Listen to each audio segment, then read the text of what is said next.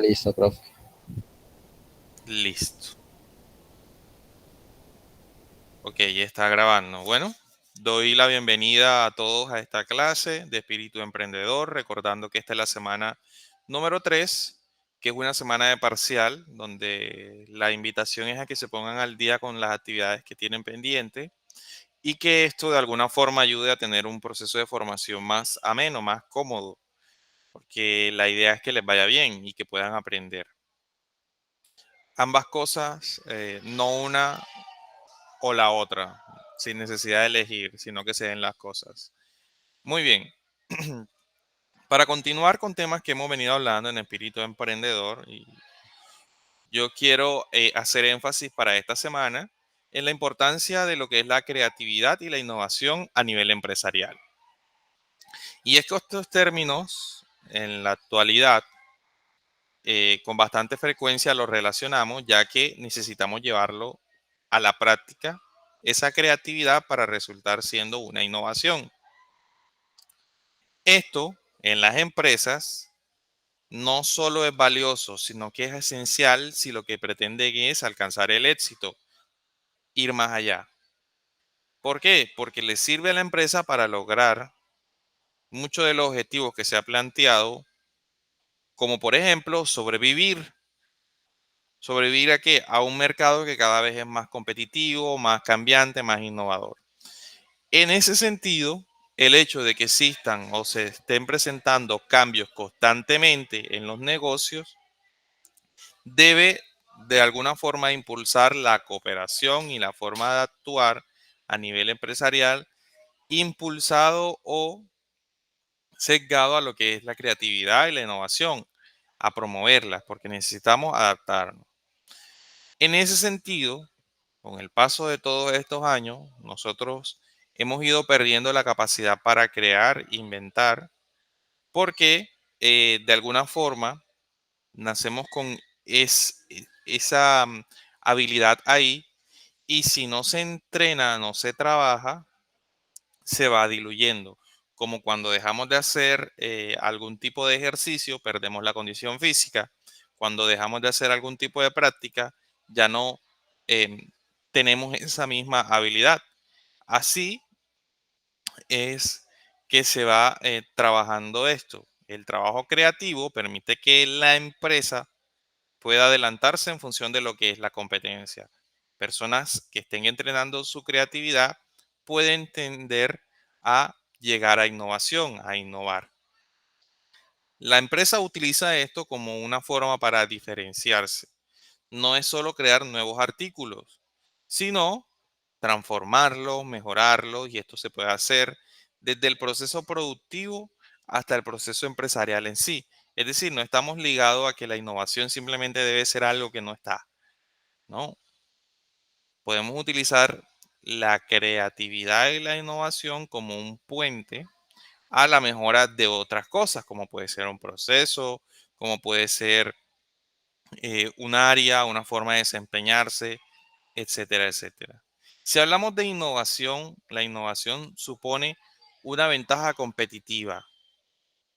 Cuando innovamos, damos una razón diferencial frente a otras empresas y esto marca cierta ruptura en el mercado laboral. ¿Qué problemas pueden presentar los empresarios? Que les da miedo arriesgar y es que es entendible.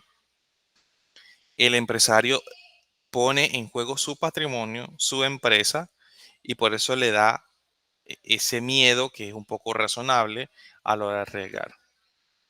Y por eso normalmente la mayoría de empresas se mantienen de manera pasiva en el mercado. Vemos muchas empresas que a lo largo de su vida, eh, como empresa, hacen lo mismo, no innovan en nada, no amplían, no tienen nuevas sedes, no manejan nuevos artículos, no cambian su forma de atención, se mantienen planos porque prefieren de alguna forma esa aparente estabilidad y prefieren desempeñarse así. Por esa razón o en ese sentido, la innovación de alguna forma em, nos debe llevar a la excelencia empresarial, profesional, porque intentamos adaptarnos, apostamos a confiar en nuevas formas de pensar y de trabajar, pero no nuevas simplemente por ser nuevas, sino nuevas porque mejoran algo. En ese sentido, los emprendedores cuyos esfuerzos están basados en buscar diferenciación, razones para que me elijan otra vez a mí, en ese sentido, estamos invitados a entrenar esa creatividad que nos lleve a la innovación.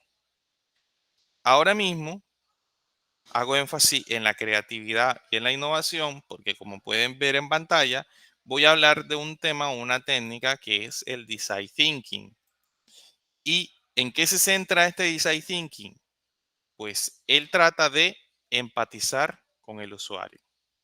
Es decir, se pone en su lugar, es decir, en el lugar del que va a consumir o que va a interactuar con ese producto, con ese sitio, con esa aplicación.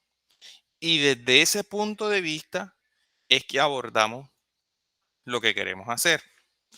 Yo diría que en ese sentido, si vemos la imagen que le estoy compartiendo, hay una serie de pasos o etapas. Lo primero que hacemos es empatizar. Empatizamos con el cliente, es decir, comenzamos con una profunda comprensión de las necesidades que tienen nuestros usuarios. Y en eso nos implicamos en dar una solución o esa solución que estamos desarrollando, que estamos buscando, la hacemos relevante y relacionada también a su entorno. Entonces, el reto aquí es que seamos capaces de generar soluciones consecuentes a esa realidad. Por eso es que tenemos que meternos en la piel y en la cabeza de los usuarios y de los problemas que ellos pueden tener o necesidades. La siguiente fase va más relacionada con la definición y donde mientras estamos en esta etapa de definición filtramos esa información recopilada, o sea, reunimos esa información que hicimos en, llamémoslo, la fase de empatía y nos podemos quedar con lo que realmente aporta valor y que nos lleva a un alcance de unas nuevas metas, ¿sí? Que ya no son pensadas en mí. Yo no voy a hacer este producto y lo voy a mejorar porque yo pienso que así el producto va a ser mejor. No es solo por eso. No es las pretensiones que yo tenga, mi compañía, sino qué necesidades voy a solucionar. ¿Para qué voy a hacer el mejor? Voy a hacer o a construir el mejor producto del mundo si no satisface una necesidad y nadie está dispuesto a comprarlo. Entonces, cuando nos ponemos desde la perspectiva del cliente y tenemos toda esa información que hemos recopilado y decimos, ah, bueno, pero es que las necesidades son estas. Es decir, que lo que realmente aporta valor es esto. Y por eso tenemos estas nuevas perspectivas que deben ser interesantes, porque vamos a identificar esos problemas cuya clave va a ser la obtención de un resultado innovador. ¿Por qué va a ser esa la clave? Porque la innovación no es innovación si el mercado no la aprueba, es decir, si no está validada por los o quienes van a adquirir ese producto o ese servicio, sino simplemente queda en un buen invento o en un invento sin ningún calificativo, ni bueno ni malo, solo un invento. Entonces, en esa fase, perdón, ya definimos. Entonces, primero empatizamos, después definimos. Ahora, utilicemos esto que estamos promoviendo en la clase, creatividad e innovación. Vamos a idearnos. Aquí ideamos, o vamos a decir, esta es la etapa de ideación. El objetivo aquí es generar muchas opciones. Pueden hacer lluvia de ideas. em, que incluso mejor no nos quedemos con la primera idea que nos ocurra, porque una forma en la que se entrena la creatividad, por ejemplo, es solucionar ese mismo problema de diferentes formas, es decir, diferentes perspectivas. Por eso la lluvia de ideas nos va a dar diferentes formas de resolver, ¿sí? Y a nuestro equipo, a nuestra empresa, a nuestra área, a nosotros mismos nos ayuda ese pensamiento expansivo,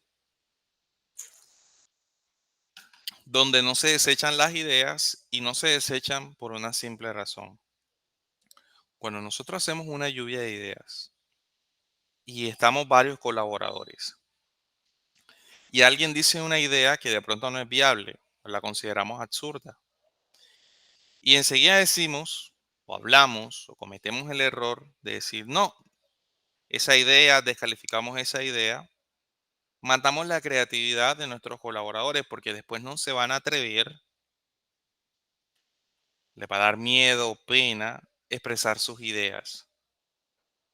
Y de esa forma estamos reduciendo lo que podría ser un potencial. ¿Por qué un potencial? Porque cualquier persona, por mucho de que no lo creamos, simplemente con una perspectiva diferente, nos puede dar la solución a un problema complejo y quizás una solución óptima que nosotros, por muy competentes, profesionales que seamos, inteligentes, a veces simplemente no tenemos la perspectiva correcta. Y por eso no debemos matar las ideas de los demás, sino esperar que salgan todas, tomar apuntes y después, preferiblemente de manera multidisciplinar e interdisciplinar, personas con diferentes competencias, se va tomando lo mejor de cada una idea y se puede construir algo muy bueno. Entonces, no hay límites, no vamos a ser prejuiciosos, ¿sí? En este caso vamos a aceptar todas las ideas y después con eso vamos a ver cómo podemos construir dentro de esas ideas que pueden ser raras, pero que pueden entregar soluciones innovadoras, la siguiente fase, que es el prototipo. Y cuando prototipamos, lo que estamos construyendo es un modelo que es rápido y que nos ayuda de alguna forma a construir, a reparar, a formar lo que hasta ese momento es una idea. Sí, recuerden que pasamos por el primero. Ay, pensé que era otra persona, Sebastián, me ilusionaste. No, profe, sino que por el computador se me cayó el internet. Sí, no hay problema, tranquilo. Entonces, ¿por dónde empezamos? Primero empezamos con la empatía. Definimos, ideamos y ahora esto que tenemos en mente o lo escribimos en un papel, en una hoja, que es una idea, un concepto, ahora vamos a buscar la forma de que ese concepto se vuelva realidad. Y a partir de ese momento empezamos a construir algo físico, algún método, lo que vayamos a implementar. Pero lo que podemos hacer ahora es que ya podemos visualizar, podemos tocar. O sea, si es algo virtual, una aplicación informática, etcétera, lo que ya podemos ver algo.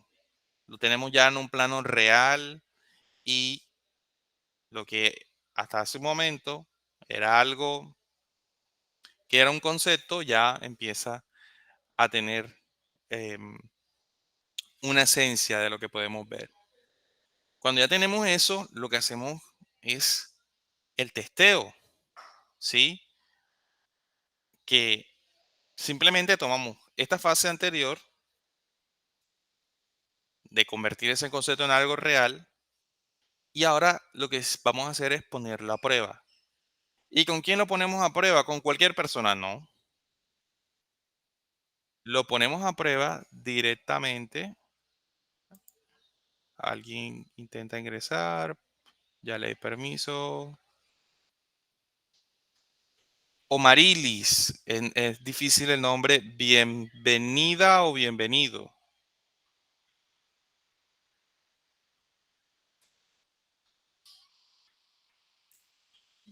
Parece que no me escuchó. Bueno, he dado la bienvenida a la clase. Hola, bienvenida. Gracias. Omarilis, mujer. O Marilis. Es un nombre original. Sí. Genial. No, no debes tener muchas tocallas. Entonces, como venía diciendo, ahora lo vamos a enlazar con la fase anterior del prototipado y lo que vamos es a testear, a probar. ¿Con quién lo vamos a probar? ¿Con cualquier persona? No, lo vamos a hacer con nuestro público objetivo. Y es que hacia allá orientamos nuestra solución, porque estamos desarrollando en función de nuestro público objetivo, de nuestro cliente ideal, de las personas a las que le vamos a resolver esa necesidad. Y una vez obtenido este feedback, porque la persona me da retroalimentación, incorporamos las conclusiones para ir encaminando, mejorando la solución que nosotros queremos brindar.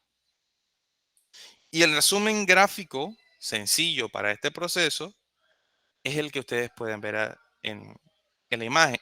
El design thinking conecta muchas cosas. Entonces, de pronto, Omaridis, te hago una retroalimentación de lo que venimos hablando, y es que nosotros a nivel general intentamos impulsar la creatividad para que nos lleve a la innovación. Y yo decía que es como si haces ejercicio y dejas de hacer ejercicio, pierdes la forma. Así se entrena la creatividad para llegar a la innovación.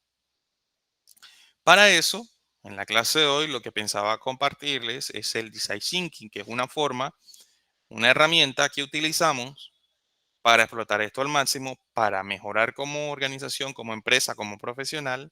Y es que simplemente esa creatividad y esa innovación ahora la vamos a hacer desde la perspectiva de los clientes, desde la perspectiva de la persona, de mi público objetivo a quienes yo les vendo esta idea.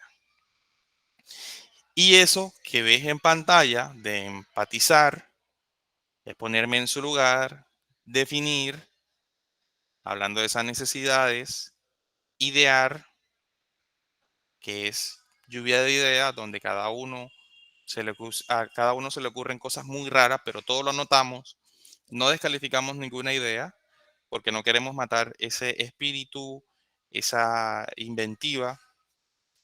Después creamos, prototipamos, testeamos para probar.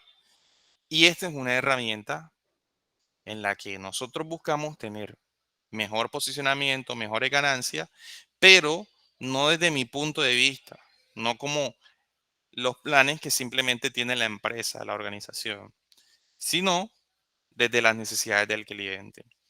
Yo decía una frase que es mía, o bueno, se me ocurre a mí, es de nada me sirve el mejor producto del mundo si no satisface necesidades. Si yo tengo en un producto que soluciona muchas cosas, pero la gente no lo quiere y no lo compra, pues simplemente es una invención. Pero para innovar el público lo tiene que aceptar. Y no es solo crear cosas nuevas, sino mejorar, cambiar, solucionar. La innovación es más que todo tomar problemas muy complejos y darle soluciones creativas, disruptivas, diferentes. Lo más difícil es hacer las cosas fáciles. Entonces, eso tiene mucha relación con lo que es la innovación. Trato de hacer como un breve resumen, ya que de pronto entraste un poquito tarde. De igual, vamos a reforzarlo con un video que les voy a compartir a continuación. Veamos, yo lo tengo por aquí.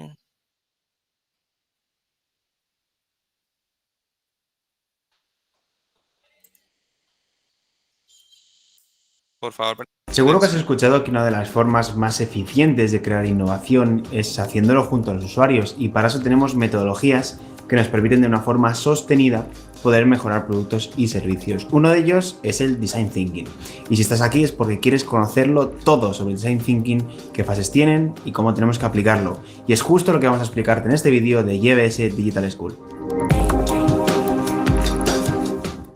Lo primero que quiero plantearte es un pequeño debate, y es ¿qué vino primero? Si vino primero el usuario o vino primero el producto. Si primero tengo un usuario para el que yo creo un producto completamente innovador y luego él lo utiliza y le gusta, pues sencillamente el usuario me dice qué es lo que quiere y yo lo creo, ¿no? Son diferentes, es un debate, ¿no? O sea, si tenemos que crear para el usuario o tenemos que crear junto al usuario, tenemos que co-crear junto al usuario, ¿no? De que colaboramos con ellos. Realmente no es un debate de blanco o negro, porque existen diferentes tipos de innovación. Para que entiendas este vídeo tienes que saber perfectamente qué es la innovación y qué tipos de innovación existen. Para eso en IEBS hemos creado un vídeo que te dejo aquí arriba, en el que vas a ver de una forma súper sencilla qué es la innovación, qué tipos de innovación existen y cómo aplicarla. Para las innovaciones que son marginales e incrementales, Design Thinking es una metodología que nos va a ayudar mucho a sentarnos junto al usuario y poder investigar de diferentes formas qué es lo que él necesita que implementemos en el producto para que definitivamente lo utilice. Si te das cuenta, tiene sentido que me siente a innovar, a pensar junto al usuario, porque va a ser el usuario en sí mismo quien va a utilizar el producto, quien mejor conoce qué es lo que necesita. Por lo tanto, ¿qué es el Design Thinking? Design Thinking es una metodología ágil de innovación centrada en el usuario. Nos va a permitir poder extraer insights de los usuarios y transformar esos insights en producto. Por eso es innovación, porque me permite mejorar constantemente la experiencia de uso de mi producto, y la innovación realmente se resume en eso: causar un impacto positivo, mejorar la experiencia final de un producto. Y es centrado en el usuario porque es que va a ser el propio usuario quien me dé las pistas, me dé los insights sobre qué tengo que hacer. Por lo tanto, las etapas del Design Thinking son estas 5. Empatizar, definir, idear, prototipar y probar. ¿Qué es cada parte, no? Lo primero, hay que empatizar. Tenemos que ponernos en la piel del usuario, tenemos que entender cómo utiliza un producto o servicio, en qué circunstancias lo hace, cómo lo hace, cuánto tiempo le lleva, qué dolores tiene, qué es lo que podemos mejorar, qué no. Luego tenemos que definir cuál es el problema o lo que nosotros queremos mejorar con este proceso. Después de que hayamos observado, vamos a definir realmente cuál es el problema, y ya que hemos localizado un problema, ahora es cuando tenemos que empezar a proponer un montón de ideas que nos permitan luego pues quedarnos con algunas pocas que son las que realmente vamos a ejecutar, ¿no? Tenemos que idear, tenemos que hacer un brainstorming de cuáles son las potenciales soluciones que puede tener el problema que hemos identificado. Una vez que hemos identificado algunas soluciones, vamos a prototiparlas. Vamos a hacer prototipos de baja, de media y de alta fidelidad. Vamos a probarlo con el usuario, con el mismo usuario o diferentes usuarios que habíamos empatizado al principio, y después de que lo hayamos probado vamos a verificar cuáles de las hipótesis que habíamos planteado son ciertas y no. Y eso, cada vez que apliquemos este ciclo, nos va a permitir validar enseñanzas. Nos va a permitir identificar problemas, generar prototipos y verificar si esos prototipos funcionan. Y eso nos va a dar un ciclo infinito de aprendizaje y de mejora del producto, que realmente hace que las compañías puedan generar tremendas innovaciones y disrupciones en sectores con productos increíbles. Realmente el modelo, si lo ponemos, es un modelo de convergencia y divergencia que se llama modelo del doble diamante. ¿Qué significa todo esto? Si te das cuenta, en la primera etapa, que es la etapa de descubrimiento, en la etapa en la que tengo que empatizar con el usuario, tengo que entender todos los problemas que tiene, es una etapa que es divergente porque capto mucha información, capto demasiada información. No me centro en pulir la información que recibo, sencillamente apunto. Por eso es divergente, porque aumento mi cantidad de información. Durante la parte de sintetizar, en ese caso, habíamos hablado, en el caso anterior tenemos definir. Lo que hacemos es, después de toda la información que tenemos, vamos a procesarla para poder identificar el insight, el problema, lo que tenemos que solucionar del usuario, y es convergente porque disminuimos la información hasta que nos quedamos con una información concreta. Volvemos al siguiente ciclo de divergencia y convergencia, que es el de idear y prototipar. Ya he identificado el problema después de la fase de definición. Ahora voy a idear un montón, voy a lanzar muchísimas ideas locas para poder solucionar ese problema. Vamos a hacer brainstormings y otras metodologías, y por eso es ahora otra vez divergente, porque no vamos a cerrar opciones, vamos a sacar muchas opciones. Y después, cuando vayamos a hacer tenemos muchas ideas, vamos a dedicarnos a prototipar una idea en concreto, a probar una idea en concreto. Entonces es convergente otra vez porque vamos a probar una idea en concreto. En resumen, Entonces, en ese sentido, y lo detengo hasta aquí porque ahora vamos a presentar una actividad, básicamente es todo pensado en la experiencia del servicio al cliente, todo basado en la experiencia de lo que necesita el cliente. Básicamente, esta es la forma en la que se intenta usar la creatividad y llegar a la innovación basado en la experiencia del servicio al cliente. Eh, Ahora mismo estamos presentando o contando con la visita del equipo de bienestar, porque vamos a hacer una pequeña actividad, un taller. Lástima que Omarili se desconectó. Eh, de igual, también le pido a las compañeras me esperen 2 minuticos, que voy a compartir solo un caso. Bueno, tenía dos, pero voy a compartir solo un caso en el que se usa esta metodología y es un caso de éxito, simplemente para que quede como evidencia. Así que, por favor, Gabriela, Melanie y Daliana, me esperan ahí 2 minuticos y ya enseguida les doy paso. Buenas noches, sí, claro, profe, nosotros la esperamos. Ok, Gracias. gracias, Daliana. Éxito gracias al Design Thinking. En este vídeo vamos a explicar cómo una empresa pasa de ganar $200 semanales a revolucionar el sector turístico gracias al Design Thinking. En 2007 nace de la mano de dos jóvenes que viven de alquiler una idea de mercado basada en una alternativa más económica que un hotel a la hora de pernoctar. Inicialmente llamada Airbed and Breakfast, el servicio incluía una noche en colchones inflables y un rico desayuno a la mañana siguiente. Con esto, el primer fin de semana consiguieron facturar alrededor de $1,000, cubriendo así el alquiler de su piso. Parecía evidente que los jóvenes Brian Chesky y Joe Gebbia habían encontrado un nicho de mercado, aunque todavía quedaba mucho por mejorar. Con la ayuda de su amigo Nathan Brecharski, trataron de convertirlo en un verdadero negocio, llevándolo a Internet. Crearon así una sencilla web a modo de catálogo de habitaciones y apartamentos disponibles. Con todo esto montado, ya solo les faltaba dinero para expandirse, aunque esto fue difícil y fueron rechazados e ignorados por 15 inversores. Les llevó a pensar de manera creativa y lanzaron una campaña de cereales basadas en las elecciones del momento. Con esto consiguieron casi $30,000, con lo que comenzaron así la expansión de su proyecto, fundado oficialmente en noviembre de 2008. No obstante, no les fue tan bien como esperaban, y un año después, casi al borde de la quiebra, decidieron remodelar la startup e investigar acerca del design thinking y el proceso creativo. Pronto encontraron un patrón común. Utilizaban fotos de baja calidad en sus anuncios, hechas con el móvil y poco atractivas para los posibles huéspedes. Propusieron rápidamente soluciones para los problemas que estaban teniendo. Se dieron cuenta que la clave estaba en posicionarse en la piel del consumidor, tanto en la del huésped como en la del hospedador. Y así sacaron dos soluciones muy efectivas. Alquilaron una cámara de fotos para publicitar los apartamentos de manera atractiva y acortaron el nombre para que fuese fácil de recordar, simplificándolo en Airbnb, como un acrónimo de su nombre inicial, Airbed and Breakfast. Con estos dos pequeños cambios consiguieron facturar el doble semanalmente en menos de un mes. Parecía que el design thinking había dado sus frutos. Desde este punto se centraron en las fases del design thinking: empatizar, definir, idear, prototipar y testear. Este es un caso de éxito gracias al design thinking y al equipo de trabajo que hay detrás. Listo, prácticamente eso quería mostrarles, que era un caso de éxito. Y así hay muchos casos de éxito. Yo podría mencionarles, no sé, rápidamente TikTok, su modelo, ese modelo que es una vista en segundos, ha revolucionado, porque ya todos se han adaptado. Instagram con los Reels, WhatsApp también tiene su propio eh, formato de video corto llamado Short, los estados de WhatsApp.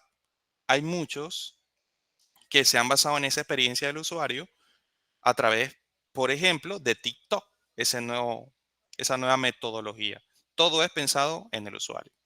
Bueno, esto es lo que quería compartirles hasta este momento relacionado a esta metodología de Design Thinking, donde utilizamos la creatividad, evolucionamos a la innovación y todo en función del cliente. Ahora le voy a dar el paso a nuestros compañeros de bienestar, quienes nos van a compartir y hablar sobre un taller. Bueno, ustedes háganse la autointroducción, por favor, y todos quedamos aquí atentos. No se vayan a desconectar.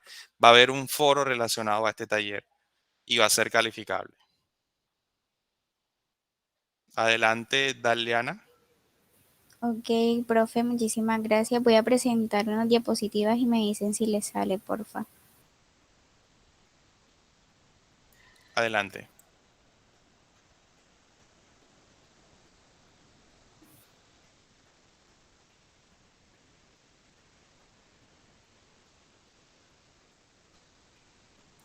Buenas noches, Gabriela. Pantalla pero oscura, no sé si ustedes la pueden ver bien.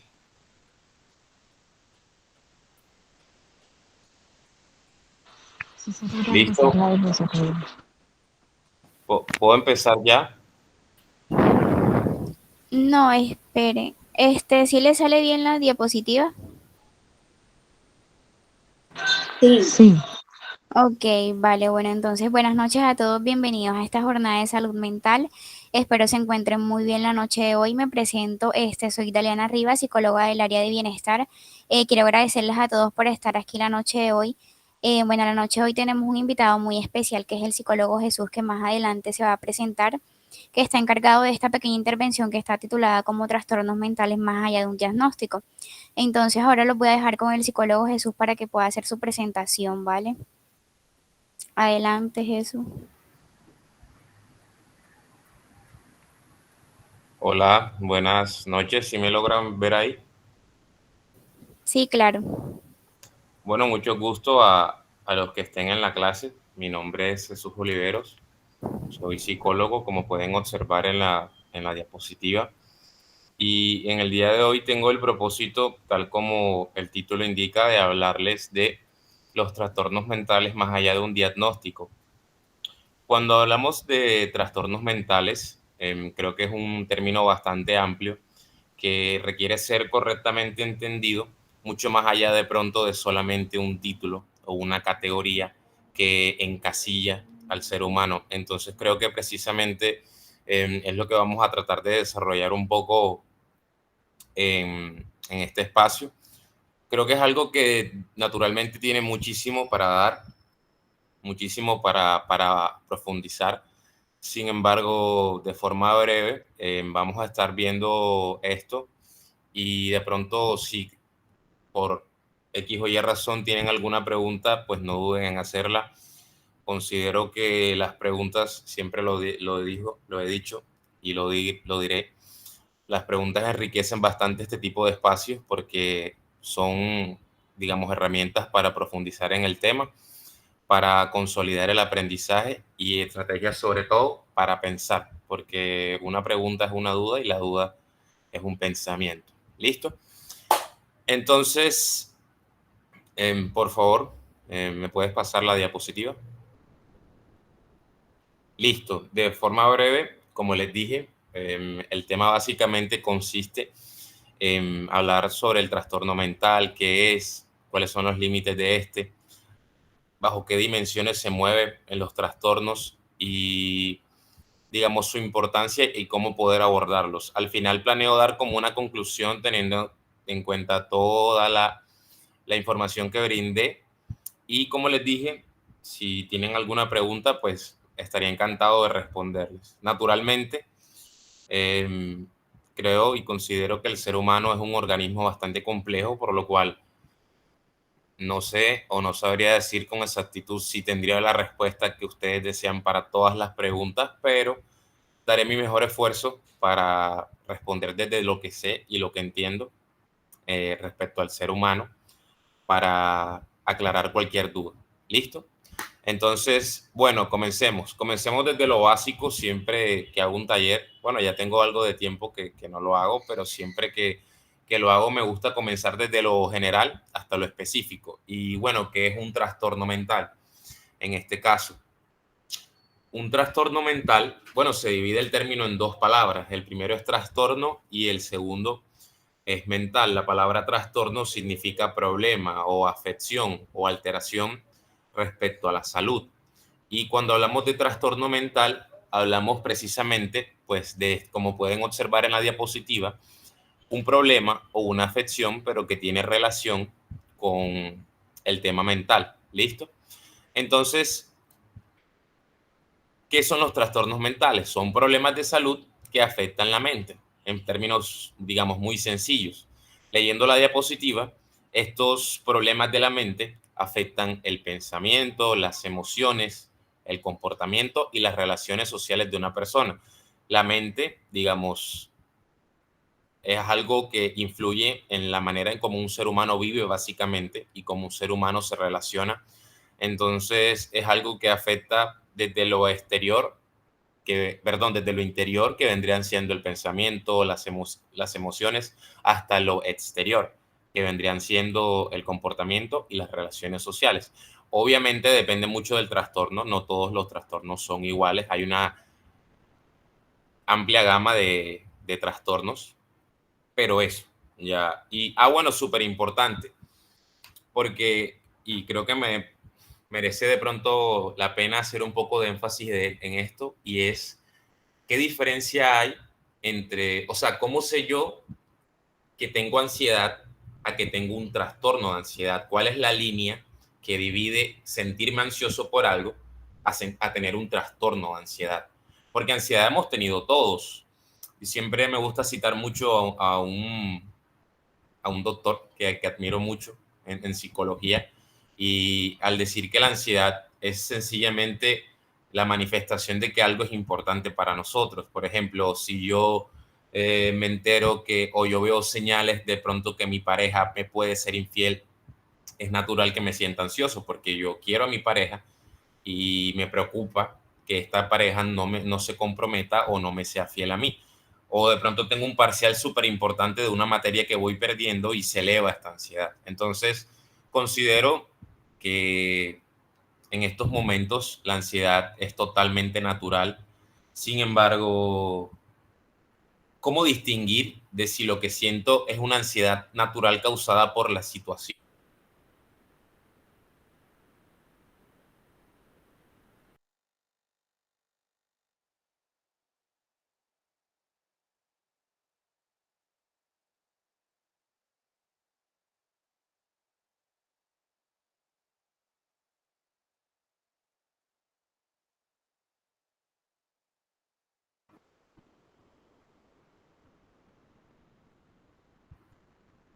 ¿Me escuchan? Creo que me desconecté. Sí, claro, ya te escuchamos. ¿Por dónde quedé? Disculpa.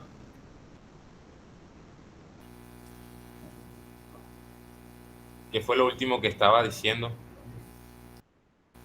Creo que se te está entrecortando, no te alcanzo a escuchar muy bien. No sé si los demás están escuchando bien. Regálame un momento para darme señal del celular entonces.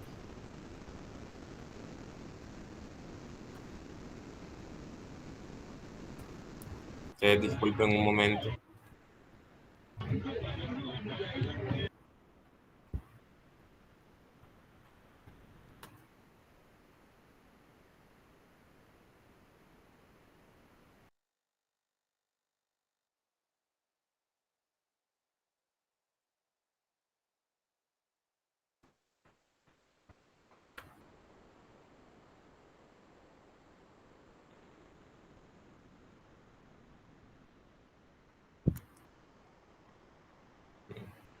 Me preocupa.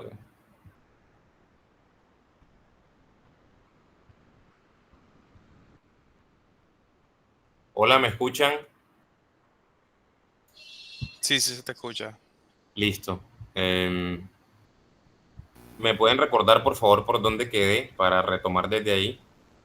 No sé cuándo se cortó específicamente. Sí, claro, estabas hablando sobre las infidelidades. Creo que fue hace tiempito. Bueno, el tema es que la ansiedad es un sentimiento bastante natural del ser humano, y creo que todos los seres humanos en algún momento experimentamos ansiedad. Ya eso es algo totalmente natural. Entonces surge la pregunta, y bueno, ¿cómo sé yo cuándo es ansiedad y cuándo es un trastorno de ansiedad? Sea ansiedad generalizada, ansiedad por separación, entre otras cosas. Y es ahí donde entra la oración que no había leído de la diapositiva, y es: los problemas generados por los trastornos mentales afectan a la persona en un grado en que causan disfuncionalidad. Esa es la palabra, digamos, clave. ¿Qué es disfuncionalidad? Por si de pronto alguno dice, bueno, pero ¿qué es eso? Disfuncionalidad es que afecta la capacidad de una persona de realizar sus funciones diarias. ¿Listo? Es decir, si yo, por ejemplo, diariamente tomo un bus y no tengo ningún problema en tomar bus porque es el medio de transporte por el cual me transporto hacia algún punto específico y de repente me atracaron en un bus. Entonces, resulta que ya no puedo coger bus, sino ahora me tengo que ir en moto o en taxi. E incluso, aunque eso implique no poder ahorrar, quedarme sin dinero o no ir directamente a determinado lugar, pero no puedo coger un bus. Eso es que la funcionalidad de la persona sea afectada. ¿Por qué? Porque es una función o una actividad que la persona podía realizar.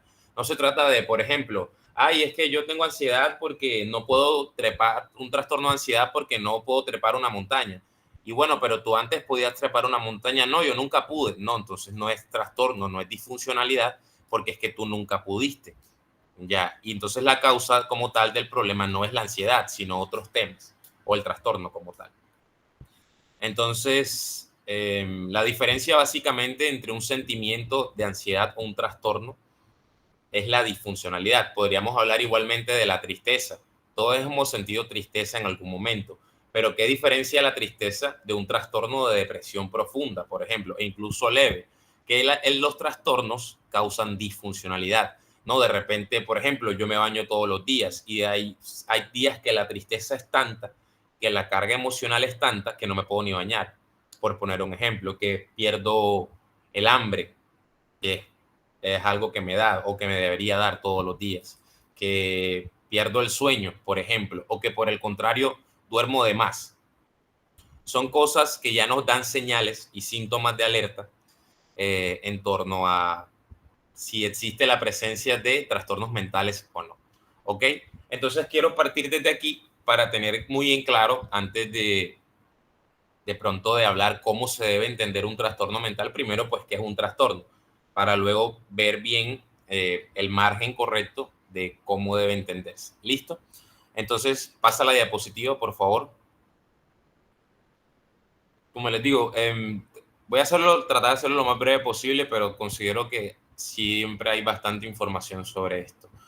Bueno, entonces, ¿por qué es necesario agrupar los problemas respecto a la mente en trastornos? Como pueden ver en la diapositiva, agruparlos en categorías, en grupos o en trastornos permite comprender mejor los problemas. ¿Por qué? Porque si una persona tiene estos síntomas y estos síntomas se parecen a los mismos que tiene otra persona, es posible, porque a la final cada ser humano es diferente y ya lo vamos a abordar un poquito más adelante.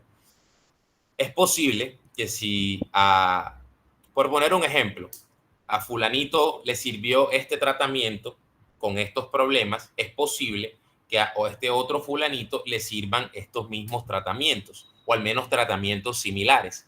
Entonces, tener grupos, tener agrupados los problemas mentales en trastornos nos ayuda a comprender y decir, o sea, como ubicarnos un poco y decir, bueno, yo sé que esta persona más o menos está teniendo esto, más o menos su percepción, su mundo, su mente está ubicada más o menos hacia estos síntomas.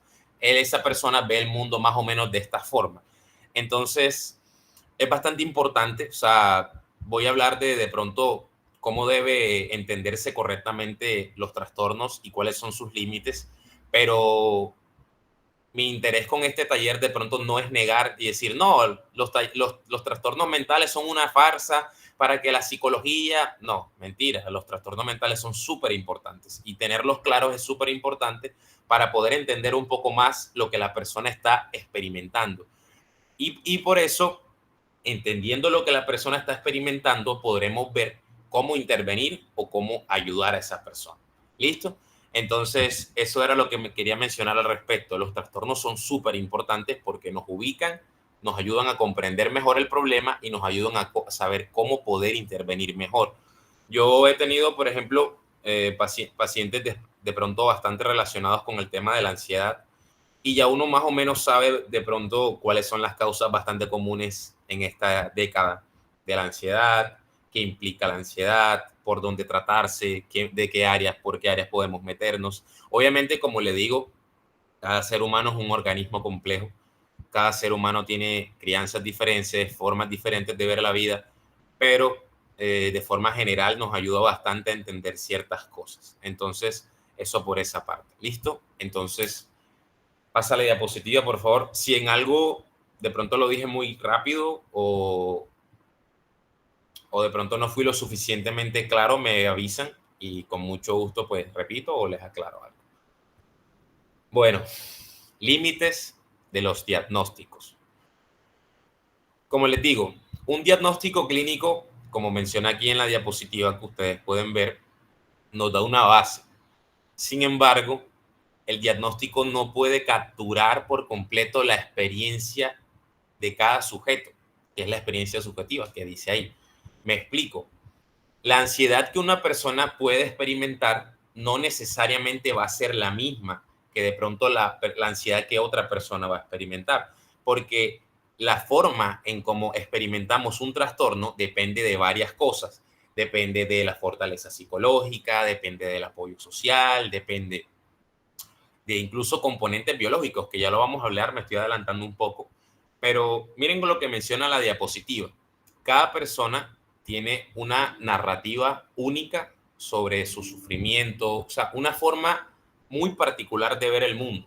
Cada persona tiene miedos, cada persona tiene esperanzas, luchas diarias. Entonces, es importante que sepamos entender que los diagnósticos, aunque nos brindan una base, no son el marco completo de la experiencia que está viviendo o vivenciando la persona. Entonces, como les digo, el hecho de que una persona tenga cierto trastorno, como la ansiedad, por ejemplo, uno dice, bueno, ya yo sé que más o menos puede tener estos síntomas. Sin embargo, no debemos creer que porque sabemos que la persona tiene ese trastorno, ya la entendemos perfectamente. Por supuesto que no. Incluso yo como psicólogo, una de las cosas que yo más suelo repetir en terapia es, yo no puedo comprender tu experiencia al 100%, ni yo ni nadie. Y yo particularmente me dedico a esto. O sea, yo me dedico al estudio del ser humano. Yo me dedico al intento de comprender la vivencia y la experiencia del otro, aparte de mí, naturalmente, como ser humano. Y aún así, con la teoría, con los intentos, con la observación, yo no logro captar del todo lo que tú vives. No lo logro. Sería mentirte decir que lo logro.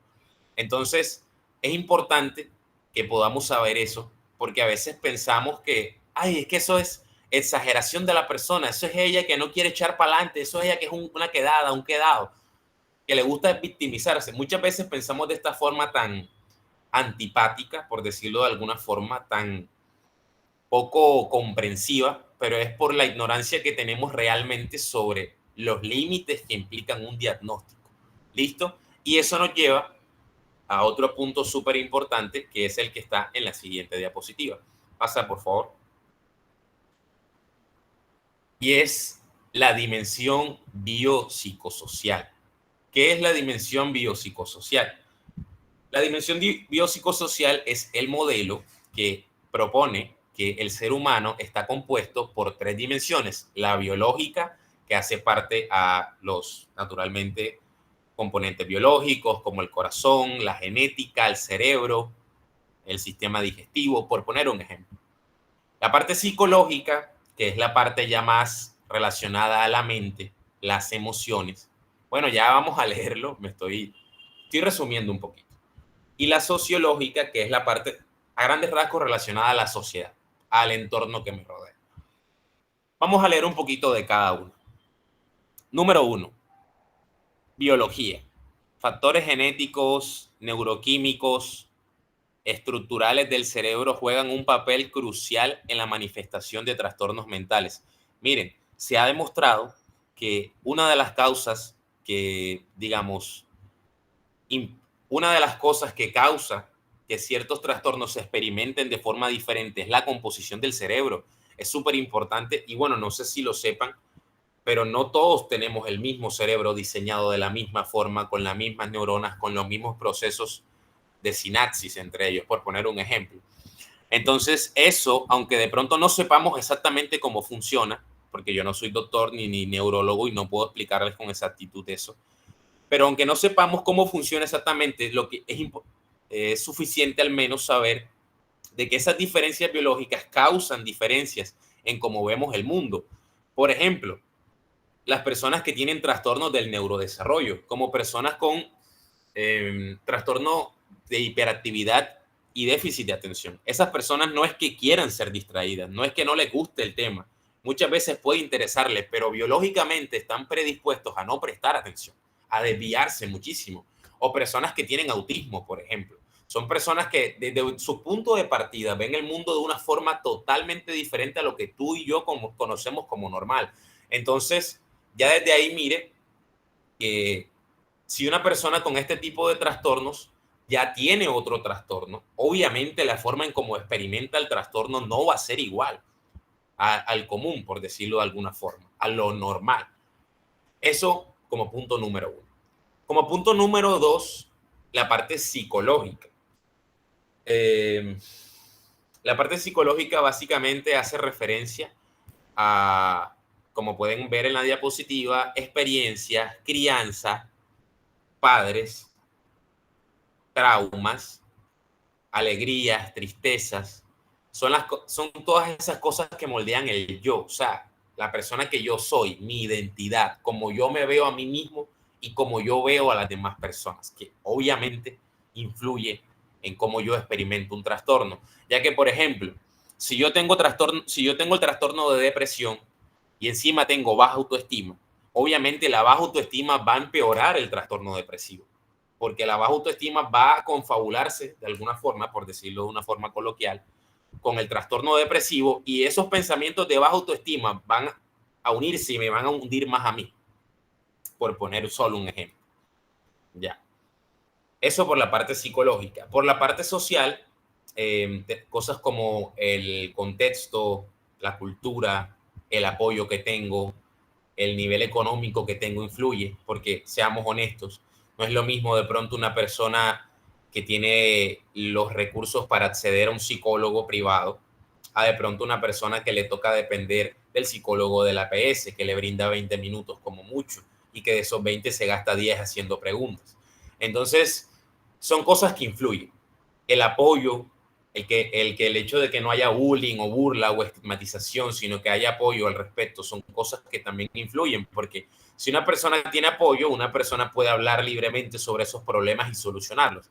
Pero si la persona habla de sus problemas y solo ve cómo no la comprenden, cómo la hacen sentir peor, cómo la juzgan, cómo la condenan, cómo la señalan, naturalmente la persona va a preferir no solucionar el problema a intentar solucionarlo y seguirse dañando aún más. ¿Listo? Entonces, temas como el estigma social, la discriminación, son factores fundamentales a la hora de experimentar un trastorno. Entonces, vemos cómo desde estos 3 puntos, los trastornos son cosas totalmente diferentes. ¿Listo? Entonces, pasa por favor la diapositiva. Bueno, y ya para ir cerrando, ya faltan 2 diapositivas. Así como el ser humano está compuesto por 3 dimensiones, considero que la forma en cómo podemos abordar estos trastornos mentales existen desde esas 3 dimensiones, desde la terapia farmacológica, es decir, con un psiquiatra o incluso de pronto con un neurólogo. Muchas veces hay mucho estigma al respecto, ¿no? Que las pastillas, pero yo personalmente no considero que esté mal. Es decir, yo no conozco cómo es el mundo de una persona que biológicamente está compuesto de una forma diferente, pero yo considero que yo preferiría de pronto consumir algún medicamento. Bueno, obviamente depende del caso, pero en algunos casos creo que sería mejor consumir el medicamento y a vivir de pronto sin él. ¿Listo?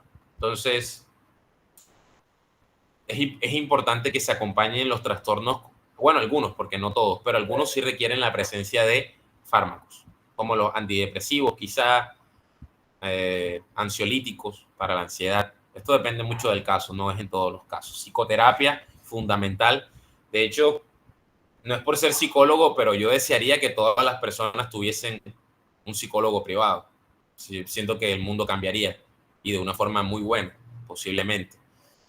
Creo que es bastante bueno cuando se cuenta con un apoyo privado, un psicólogo, de alguien experto en el tema y de alguien que no te va a condenar por ser quien eres, básicamente. Y en tercer lugar, la ayuda social, que es obviamente las amistades, la familia, las personas que te rodean, siempre son personas que te pueden apoyar y que te pueden brindar un apoyo considerable para poder superar de pronto los trastornos y mejorar. ¿Listo? Entonces, si de casualidad, si por alguna razón alguna de ustedes sabe o considera que puede tener algún trastorno, en dado caso lo confirmen, ya saben que tienen estas alternativas para abordar dichos trastornos, desde la parte social, con amistades de confianza, psicoterapia, un psicólogo y si el caso lo necesita, fármacos. ¿Listo? Pasa ya para la parte final, por favor. Las conclusiones. Bueno, ¿qué concluimos?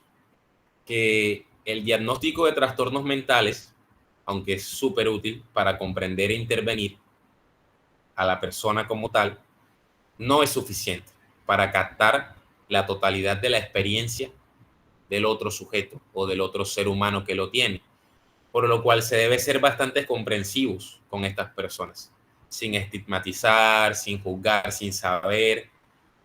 Hay que ser empáticos, hay que promover la empatía para que cada vez haya una sociedad verdaderamente inclusiva y que la sociedad y que la inclusión no sea necesariamente a ideologías o a cosas, sino a personas también que realmente ven el mundo de forma diferente y que el mundo de una u otra forma los excluye. Ya, porque si usted se pone a pensar, el sistema, la sociedad, parece que fuese diseñado como si todos los seres humanos funcionásemos de la misma forma, pero realmente no es así. Realmente hay mucha diversidad en el ser humano, hay muchas maneras diferentes de percibir las cosas, hay muchas maneras diferentes de sentir, por lo cual es importante ser empático y comprender, aunque no entendamos, porque como les digo, yo soy psicólogo y yo considero que de las cosas más difíciles que hay en el mundo es comprender al ser humano. Muy complejo, muy variado, muy adaptativo, cambia mucho, pero creo que con el esfuerzo y el intento de ser empáticos y comprensivos aportamos un granito de arena a la causa. ¿Listo? Entonces, esa sería la conclusión. No sé si tienen alguna pregunta, algo en lo cual no me expliqué lo suficientemente bien, hablé muy rápido. Díganme. Sí, claro, Jesús, quería preguntarte, ¿cómo estas personas pueden apoyar de manera más efectiva a alguien que está presentando estos trastornos mentales? Creo que practicar la escucha activa sería una de las formas más efectivas, como tú mencionas en la pregunta, de abordar, apoyar a una persona. ¿Cómo así escucha activa? Es decir, escuchar de forma abierta, pero también de pronto pensando genuinamente en cómo apoyarte y cómo incluso escucharte y brindarte de pronto esas necesidades que tú sientes. Ya creo que al menos para una persona que no conoce mucho del tema, creo que el escuchar es bastante. Ya el hecho de que le puedas decir a una persona de pronto, no entiendo lo que estás sintiendo, no entiendo lo que estás pasando, pero estoy aquí. Estoy aquí para escucharte, estoy aquí para apoyarte, estoy aquí para lo que necesites. Ya creo que hace bastante. No sé si de pronto han escuchado o incluso alguna vez les ha pasado que alguien los escucha y la persona ni siquiera les dice algo o les da una solución, pero ya ustedes se sienten como mejor. Bueno, de forma similar sucede con esto del trastorno. Entonces, creo que escuchar, creo que recomendar a la persona que busca ayuda profesional si lo necesita o en caso tal no la tenga. Y eso, creo que estar dispuesto como a apoyar en lo justo, en lo sano y listo, eso. Ok, vale, Jesús, muchísimas gracias. No sé si alguien tiene alguna pregunta o alguna duda. Ok, vale, bueno, entonces antes de finalizar quiero recordarles a los estudiantes que en el desarrollo humano, en el área de bienestar, están ofreciendo unos servicios que son totalmente gratuitos. Como claramente lo pueden observar aquí en la diapositiva, se ofrecen asesorías psicológicas, que esto es con el objetivo de darle una mejor orientación y ayuda emocionalmente a los estudiantes. Estas asesorías psicológicas son totalmente gratuitas para los estudiantes, también se ofrecen talleres psicoeducativos, se ofrecen psicología clínica, que son intervenciones terapéuticas que son realizadas por un psicólogo clínico. Si algún estudiante se encuentra interesado o quiere obtener alguno de estos servicios, aquí como pueden ver está el correo que es de la coordinadora del área de bienestar y está también el contacto. Por si ustedes desean, pueden escribir también aquí en esta presentación, también sale el correo, mi correo de la universidad por si quieren escribirme, tienen alguna duda. Entonces, chicos, bueno, ya llegamos al final de esta jornada de salud mental. Quiero agradecerle sinceramente al psicólogo Jesús por su valiosa intervención y a todos ustedes también por su participación y atención a este taller. Bueno, espero que esta información que el día de hoy el psicólogo les compartió sea de gran ayuda, que les motive a seguir aprendiendo un poco más, también para que ustedes sepan cómo pueden cuidar su bienestar mental. Como bien lo dije anteriormente, si tienen alguna duda o necesitan algo, o necesitan apoyo, recuerden que nosotros estamos aquí para apoyarles en lo que necesiten.